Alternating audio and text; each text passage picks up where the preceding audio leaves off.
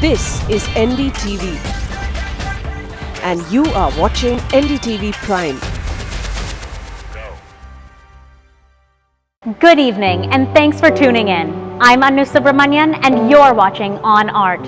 Tonight, in honor of this festive season, we're focusing on all that Indian heritage brings us, whether it's these monuments like the one I'm standing in now, or traditional khadi fabric and the different values it can provide in art and in fashion. We look at that and celebrate Indian heritage. Plus, we hear a word from Mojarto.com about how to light up your Diwali, and we tell you some upcoming events happening in the art world. Keep watching, it's going to be a great episode. This is On Art.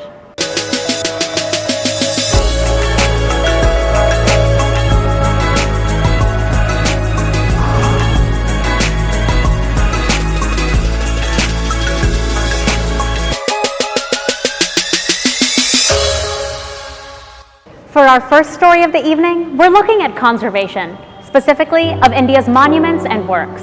Now, conservation means different things to different people. For some, it means letting a ruin. For others, it means plastering over what's broken. And for some, it means completely reimagining a space and putting something new where that monument once was. We spoke with some experts in the field about what India's ancient works mean, and we met an artist whose work explores this exact theme.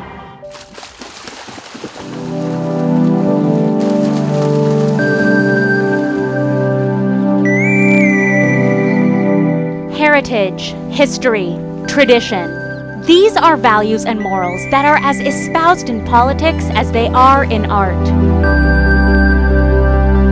But when it comes time to take care of our national heritage sites, we often fall short on our lofty beliefs.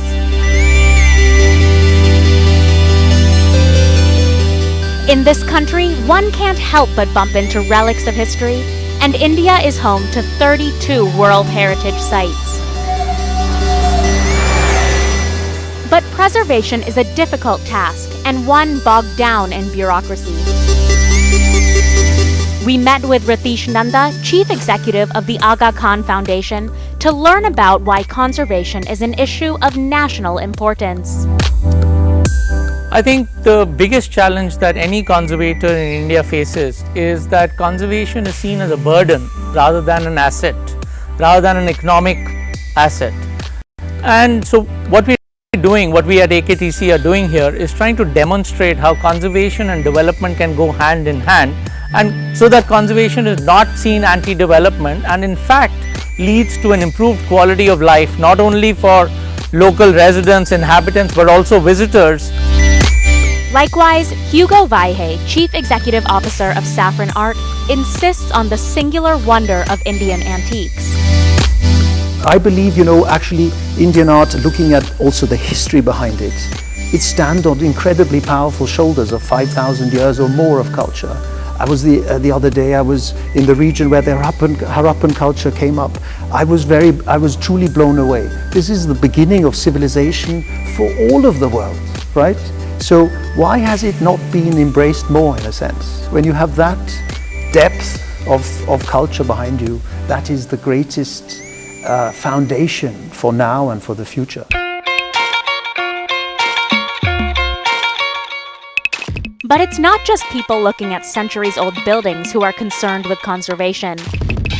Young contemporary artist Debashish Mukherjee has made heritage preservation the focus of The Museum Within, his new show at Akar Prakar Gallery. I have tried to put together a body of work which kind of conveys in a very subtle way that this is our responsibility as well. In the show, almost all the works are a pure white, drawing the viewer into morsels from history transported into his contemporary, minimalist works. Many are inspired by his personal history with Banaras. But, Debashish Mukherjee says, it is not enough to keep an ancient building standing. When we think about restoring a monument, we should have few people on board, few artists, architect, and some historian who understands exactly how things and everything should be planned well. Nanda echoes this sentiment.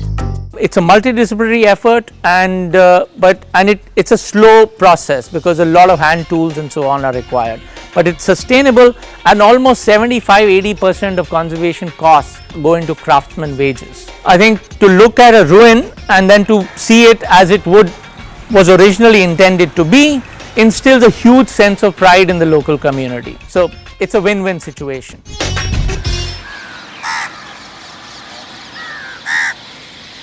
If you want to see Debashish Mukherjee's work in person, and I highly suggest you do, then go to Delhi's Akar Prakar Art Advisory and check it out.